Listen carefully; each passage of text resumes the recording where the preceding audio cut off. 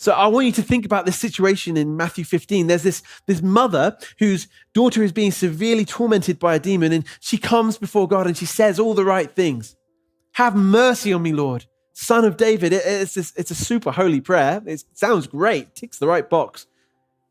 And at first, Jesus is silent, and then he gives her an answer that she doesn't want. Basically says, no. Imagine how crushing that would be. Her daughter, tormented severely by a demon. And Jesus says no. But here's the thing, although we can't identify exactly with this situation, there's a lot about this situation that I'm sure all of us can identify with. Have you ever been in a place where you are desperate for God to break in your situation, where it feels insurmountable? It feels like this great big mountain. And so you come before God and you say all the right things, you tick all the right boxes, and it seems like God's gone silent. There's no answer.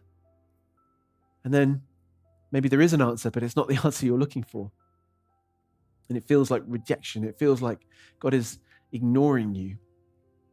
I know that almost all of us have felt like that at points in our lives. And I know that for so many of us as believers, the tendency too often is to give up on God, to turn and walk away. I can't tell you the number of times I've had messages or voicemails or phone calls or emails of people saying, yeah, well, it's variations of this. We're taking a break from church because God hasn't answered our prayers for healing or for finances or for relationships or for jobs. We're sick of living as Christians because God isn't doing exactly what we asked or really told him to do. He's not doing it. So we're walking away. And now I've heard variations of that, and often very spiritually veiled versions of that, where it sounds holy, but really that's what they're getting at. I've heard that so many times. When the chips are down, when the challenges come, so many believers crumble under a no from God. Wait, you're going to answer differently from what I'm looking for? No, I'm out. That's not what I signed up for. I signed for a God that does what I tell him to do. And you're doing something different? I don't want anything to do with that.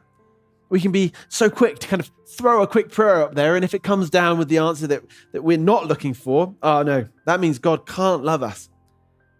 But the Canaanite mother refuses to take a backward step. She refuses to take no for an answer. She kept on crying out to the Messiah that stood before her in human form. But look at what she says. Jesus says no. And then she simply says, Lord, help me. Help me. She's persistent in seeking Jesus. She's not prepared to stop. Why? Because she knows that deep down, only Jesus has authority over her situation. He is sovereign over every situation, every storm and every struggle, but she's also humble. She comes before him knowing that he has authority, and yet she doesn't. It's a simple, heartfelt prayer. Lord, help me. And as we'll see in a moment, that's all that God is looking for.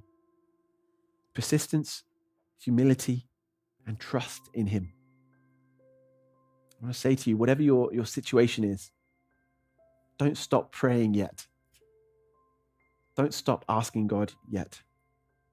Don't turn away from him and walk away yet. Because if you're still breathing, God isn't finished yet.